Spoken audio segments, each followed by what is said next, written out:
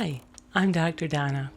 If you need to find me on the web, you can find me at inhisnamecounseling.org. You know, the other night, God woke me up and He gave me 3 words to go with. And so, as I was looking through the Bible, He gave me some things that I could share with you. And so I'm so thankful that you are here with me today.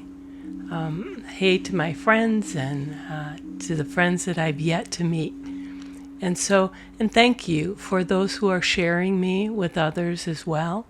It's not really sharing me, it's sharing the word that God gives me in the way that He gives it. And I'm so humbled to be able to do that, not only for you, but just to be humbled by the Lord.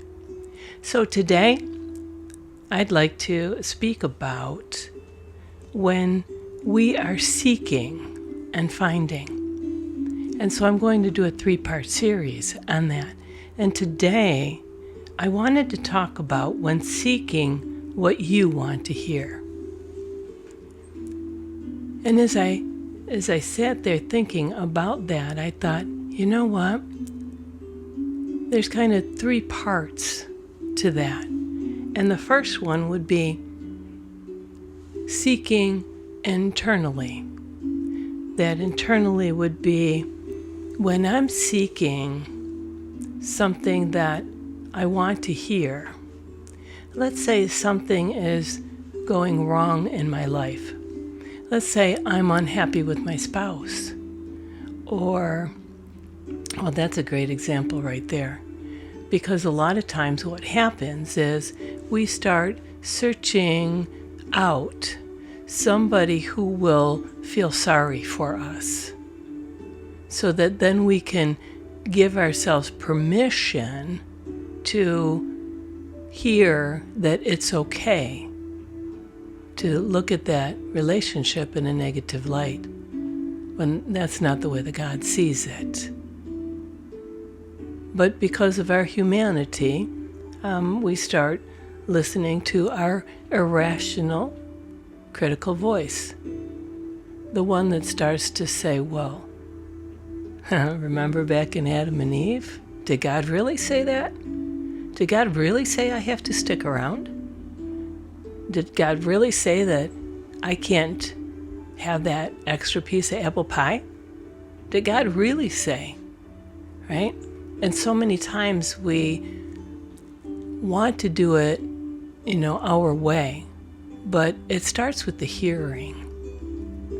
And once that critical voice starts, sometimes when we're reaching to hear the things, and let's say our friends don't agree with us, well then what we start doing, I know what some other people that have come into my life, and sometimes even as Christians we don't realize these things, but I want to share it with you because when I first came to Christ, a long time ago, I had the most wonderful person who took me through the Bible word by word, and she was the best Bible study teacher ever, and she is long since passed, and I carry her in my heart every single day because she brought up so many good points.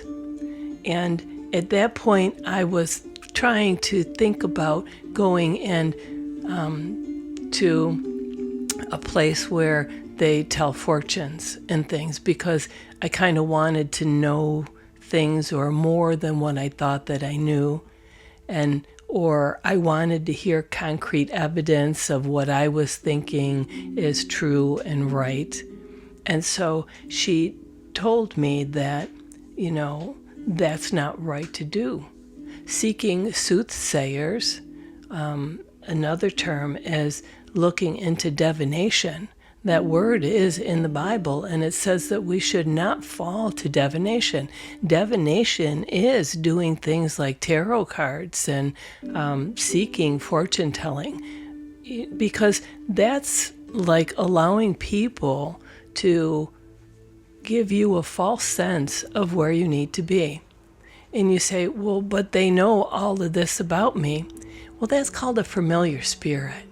And that familiar spirit can tell others about you just by the way you act, the way that you look, how you carry yourself, right? You come in and you're all distressed, then they know that you already are anxious, and they can find things out about that very quickly. And so it's like talking to somebody who is a prophet. That's very different than talking to somebody who does divination. The Bible is very straight on being a prophetic speaker and talking into your life. When they speak over your life, you know where their word is coming from. But where another word in seeking outside help in the line of divination will only bring you to a place where you cannot be confident in it.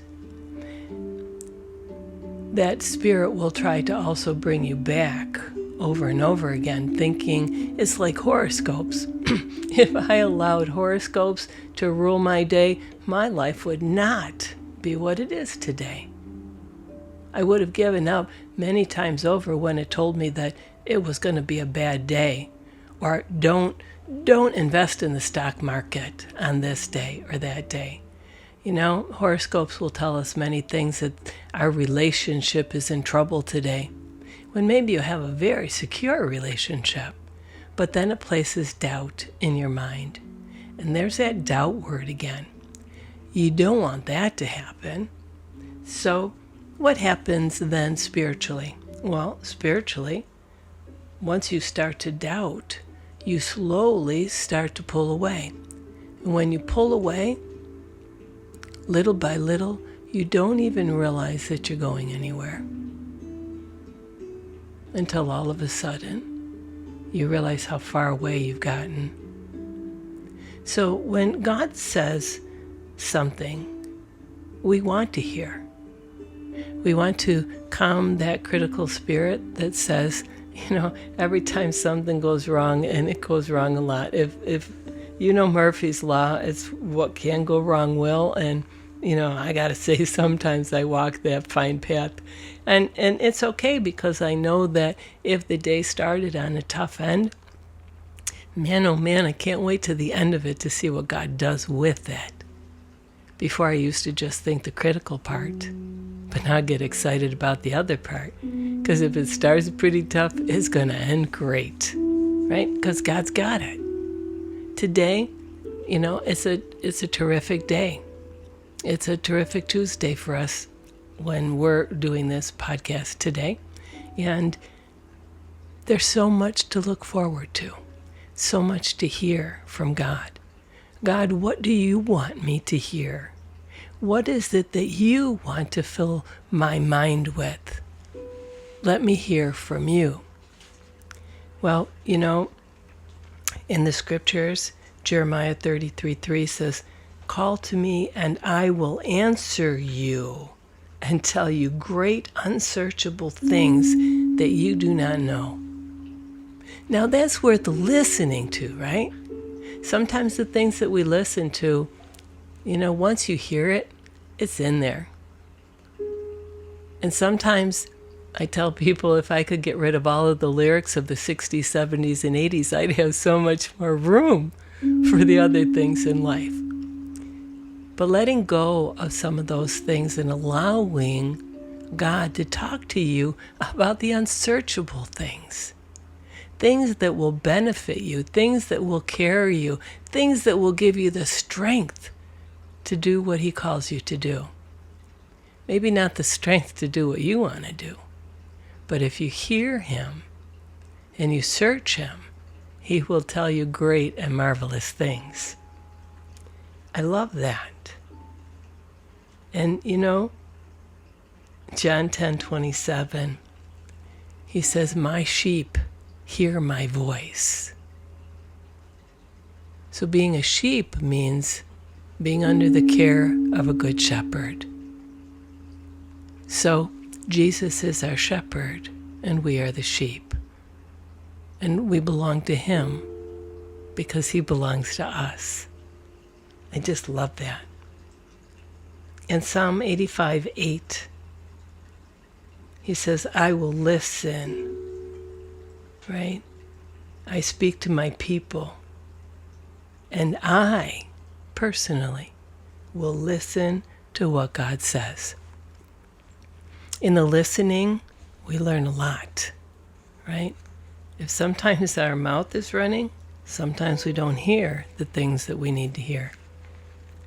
I wanted to share my buddy here, Olson Tanner, and his book Continue. He's got a new book coming out in the beginning of next year. And since I found this book, I just love it, and I love to share it with you. This one is called I Believe He Hears What I Don't Say Out Loud.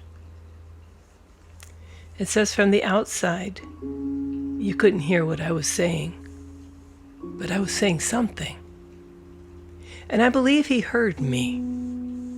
Thoughts of thanksgiving and wonderings of living in the silence between the two. He hears it all. I don't know how. Perhaps it's like sonar, or our thoughts dance and play on a frequency only God hears. Somehow, some way, I believe He hears me. The trapped whispers and shattering shouts rising and falling in the silence of my mind. Maybe God puts His ear to the beat of my heart and understands the very movement of my soul. Or maybe He is just God and knows to listen to the cries of His child. You know, it's real easy to talk to God and to hear Him back. You can do little prayers like, Dear God, I don't know anything about this day, but I'm learning that I can trust You in it. And Lord, if You just let me hear Your voice, even a whisper, I'd be different for it. Thanks for being there. Amen. See, talking to God doesn't have to be very difficult at all. I realized that it was really easy to talk to my best friend. Once I realized that Jesus was my best friend, I can talk to Him just that way. He listens and He hears. Sometimes we think that He can't hear us because maybe we're in a room. We've got a door closed and we've got a roof over the top of us. But He hears it all. And I'm so thankful. I hope you enjoyed the podcast today. And I hope to see you again soon.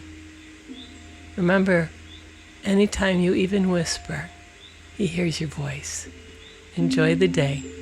And remember, you can pick up any of the podcasts that are prior on InHisNameCounseling.com. We made it easy. Have a great, blessed day.